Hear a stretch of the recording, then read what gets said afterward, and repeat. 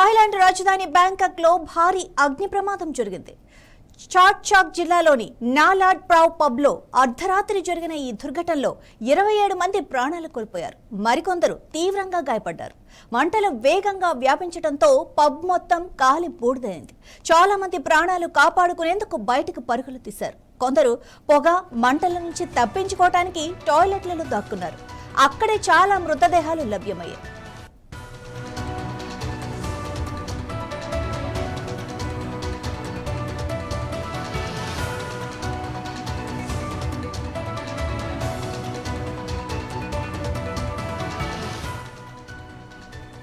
ఈ ఘటనతో థాయిలాండ్ ఒక్కసారిగా ఉలిక్కిపడింది.